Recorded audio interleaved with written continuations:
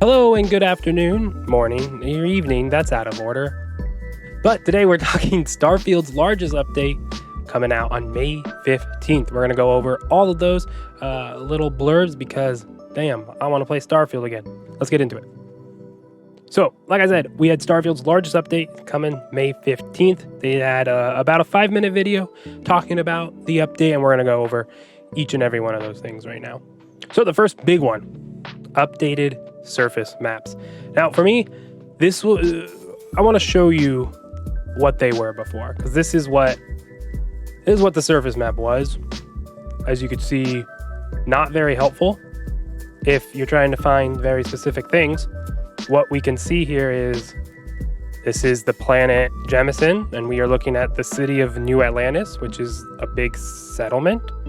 And that's how you can find where you go. The bottom two triangles are the starport, and then there's the city, and then you have the different districts. The top middle one is the mass district, and you have the commercial, residential. Not readable, but you just hover over the thing, it tells you what it is, you fast travel to it. Very kind of simple, very basic, not a helpful readable map to learn by looking at a map. But this is what we're gonna get. Oh, I gotta recenter it. Oh man, I really messed my framing up. That's okay. All right. But this is what we're going to get now, which is a significant improvement in so many ways. So again, those bottom, that's the spaceport, and then you can just like fast travel to this New Atlantis, and then there's an icon like, oh, this is the spaceport, weird thing. But then you have the different cities, not cities. You have a restaurant, the different shops, and all that stuff. So all those icons are on the map. You can see it's physically there. You could see what the city looks like. Obviously, significantly better than what this is. Like, this is the same exact city. These two icons down here are these two icons. The mass district is this. So yeah, way more info, way more readable, really cool. Now what I like about this, so now you can see all the icons on the map when you pull up your scanner. This shows how much verticality there is to this map in New Atlantis. I think it gets lost how everything's kind of built together and on top of each other, and you can wander into everything. I know this is just, there's stuff up here.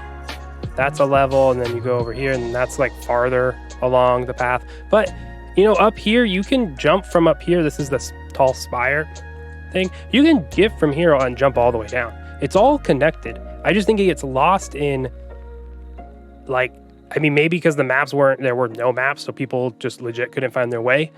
But it felt like a city that was kind of built, not planned well. It felt real in the fact that I felt like I can get lost, unless you truly knew where you were going, which I guess that's a little real.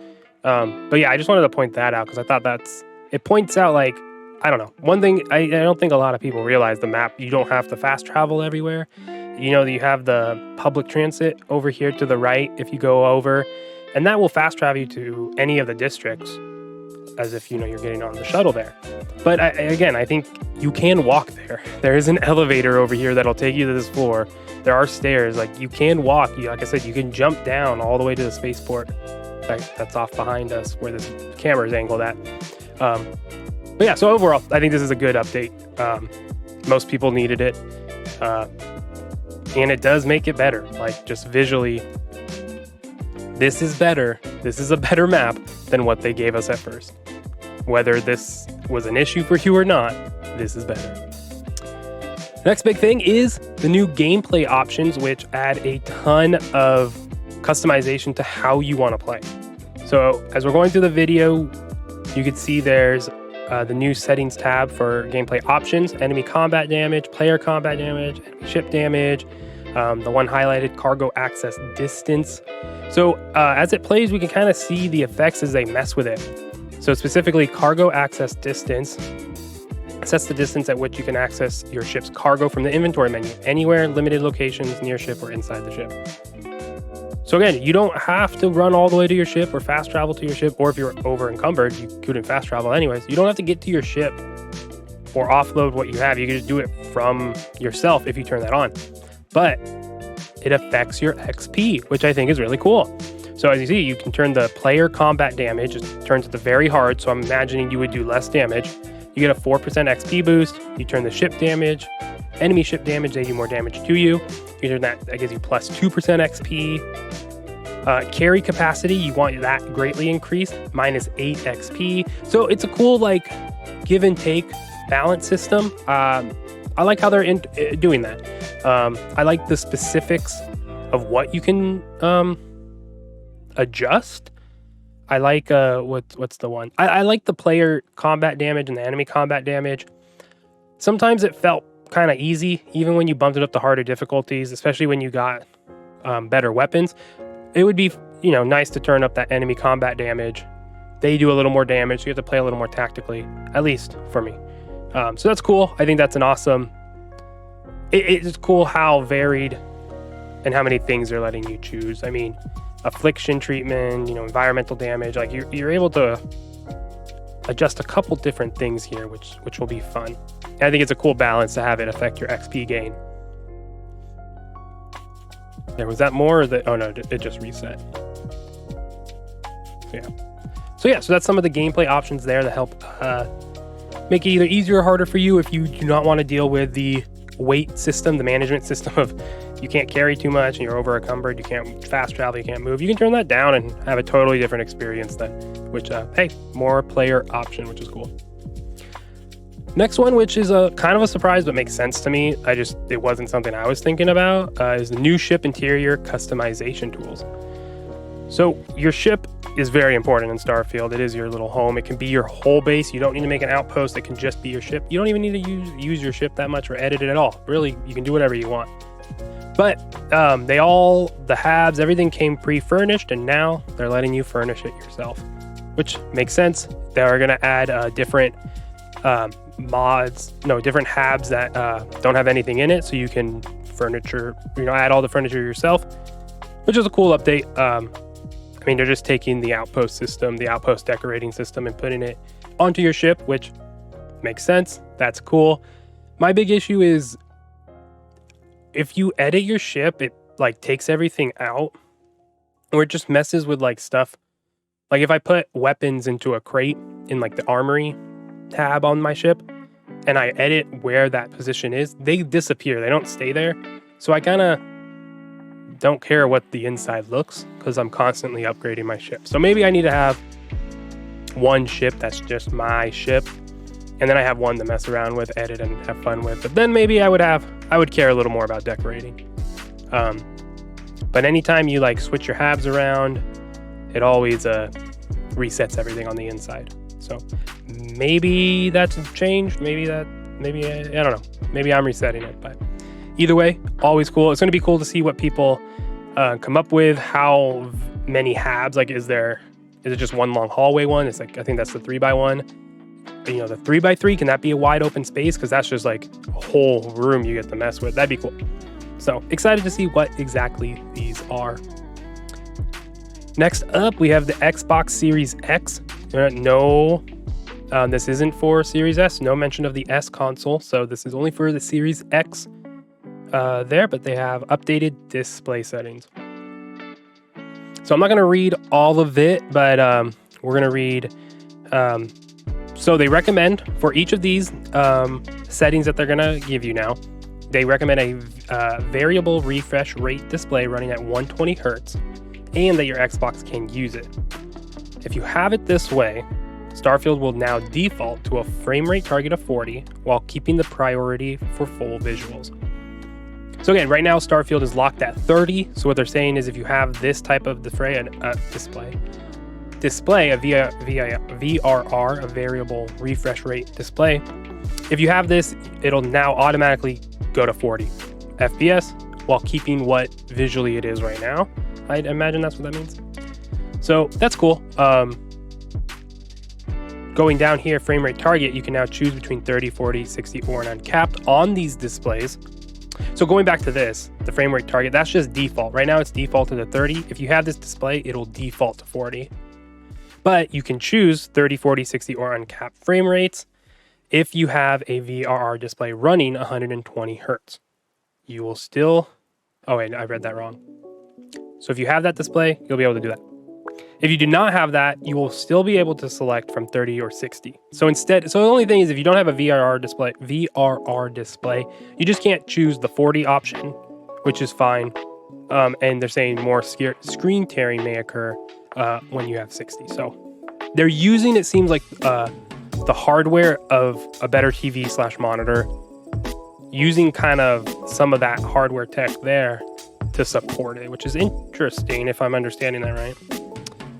The other option, though, you can prioritize between visuals and performance while trying to maintain the frame rate target. Again, so this is just like the target it's going to hit, and I like how they're being clear about that. Target doesn't mean it's consistent or anything. The target is this. So while trying to maintain if you're choosing a frame rate of 60 or above, we recommend changing to performance. Prioritizing visuals keeps the highest resolution while maintaining full detail for special effects, lighting, and crowds. Prioritizing performance lowers internal resolution and detail for special effects, lightings, and crowds. Both modes may adjust to internal resolution dynamically when scenes or actions get heavier as well.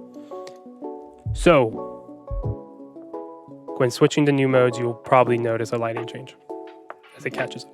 That makes sense.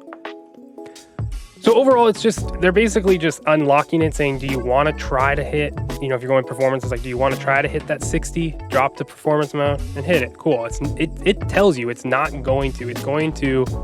It may adjust internal resolution dynamically when scenes or action get heavier. So it's not even a lock 60. It's just more options. They're unlocking it. That's cool. We'll see long-term what this does. And how it runs. I hope it at least rocks close to a 60 frames consistent.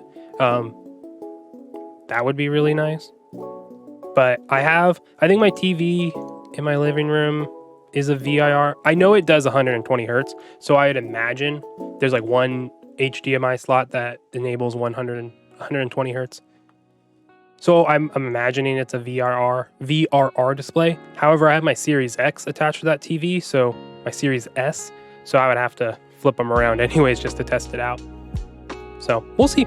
Overall, this doesn't do much for me unless the 60 runs really, really well. I like how Starfield looks. I really enjoy the lighting. I think it's really, really good. It's only going to get better when they can, make it run a little better. Because even at 30 frames, there were moments of it dropping frame rate on my console during the high intense action and particle effects going off.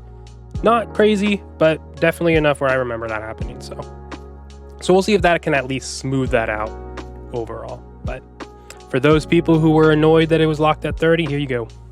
Enjoy your inconsistent 60 frames.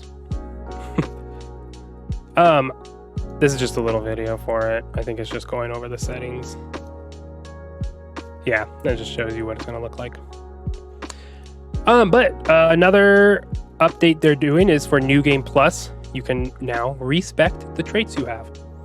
So at the end of the game, you have an option to go through the Unity, and that's kind of all I'll say about that. But now as you enter into New Game Plus, you can choose to change your appearance and your traits, such as these traits right here, like Alien DNA, Dream Home, Introvert, and Terra Firma, which is good. I chose the parent one because I thought that was fun for my first character, but every time you do New Game Plus, I'm like, I kind of don't care about them. Like, there's reasons why I don't care about these other people now. They are different. But anyways, so this is cool. More selection, more custom. You can kind of change up your play going into New Game Plus. Always a benefit there. More quality of life improvements. I don't remember. Oh, actually, this is some really cool stuff. I do remember. So some really cool. I think what they're showing is there are also new tabs in your container and barter menus, making it easier to see where you're navigating to. So that's actually really helpful because sometimes it was hard to know where you're selling from. And it looks like, yeah, so it's buy, sell from Frontier. Yeah, I just said Frontier, so it was kind of hard to understand. It was like inventory, the seller, whoever they were, and then I don't remember what it was. But either way, this makes a little more sense to me. They don't have it in this clip, which is sad, but they are adding a ton of quality of life improvements, like the ability to toggle the dialogue camera off. So instead of it's actually in the big video, not the big one, the video they have up here. So I'm gonna scrub, see if I can find it. But instead of having that, those dialogue automatically grab you and you be forced into that one-on-one camera, you can turn that off and actually have it be a different camera. So you see dialogue camera is on, they turn that off, and that's gonna take away that Bethesda style camera that locks you in from first person view, looking at who you're talking to, who you're having that conversation with. You can turn that off, and now your conversations will look like this, which I know a lot of people complained that Starfield felt old, and it was because of it locked you in, right? It locked you into that first person view, looking at who you're talking to, getting these options of dialogue, options down here. And when you're just staring at the person dead on, it did feel lifeless. It did. I think it is immersion breaking, especially for me. I played in third person when I'm running around exploring. I'd only go in the first person when I'm shooting. It just felt I was more accurate there. I was able to actually shoot as a whole to getting held up. Third person is hard for me to shoot in this game. I haven't done it enough. I like going to first person. Don't question it. But so it was always, immersion breaking when I'm playing in third person and it cuts to their face. Did it bother me? No, that's what Bethesda games are. That's not a surprise to me. But this is a benefit. This is a good change. So it's cool to give that option. I just wanted to call that out. I'm glad I remember that. But yeah, so that's something big for people. So if you don't like that Bethesda style camera angle where they're just locking in on who you're talking to, there you go, update for you. And a couple other quality of life stuff that we'll see. So again, I love all the quality of life updates, especially that one. That one's good.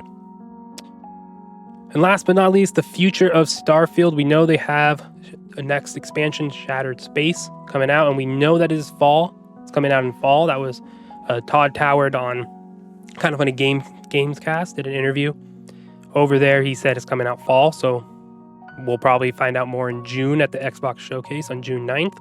But per this article, what do they say? They're not slowing down. Major features including a land vehicle for speedier planetary exploration, official mod support, and the massive Shattered Space expansion. So we're officially getting the land vehicle. They had that in the video too. Just a little clip of it. Yeah, so you can see it driving there.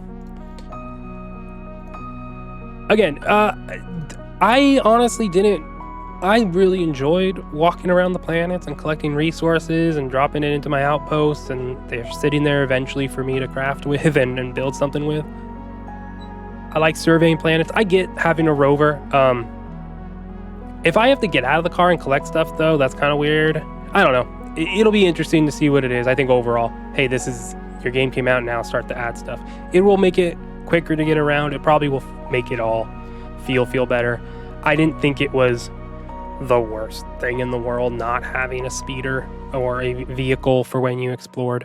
I think it makes sense having a vehicle for you to explore on planets when you're trying to survey unsettled space. Makes sense that you would have some type of land vehicle, right? So it's cool. I'm happy they're adding it. So that'll be I'm expecting that land vehicle is in Shattered Space.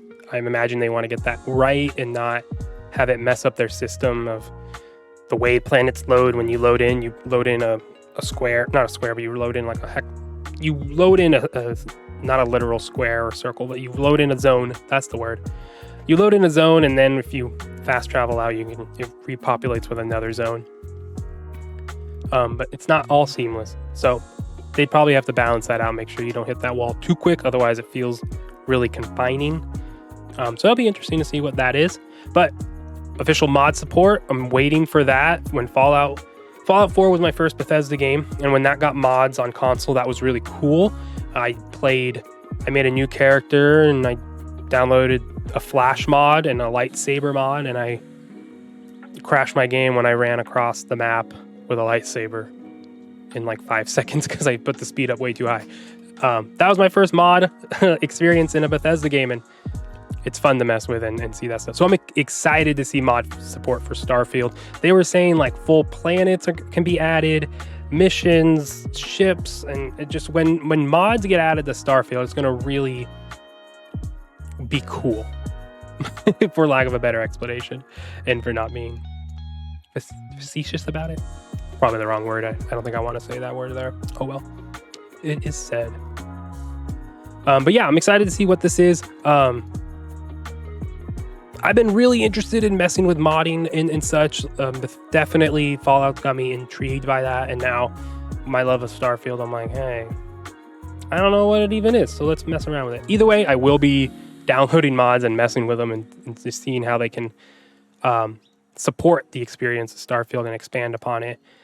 So that should probably, I would imagine that it's either a summer drop before Shattered Space, or it'll come along with Shattered Space. But I doubt they want mod content to go up against their content, so it'll probably be this summer, its own thing, or after Shattered Space. But we know this fall is the Shattered Space expansion, and I'm hoping we can get some more Bethesda charm injected into Starfield.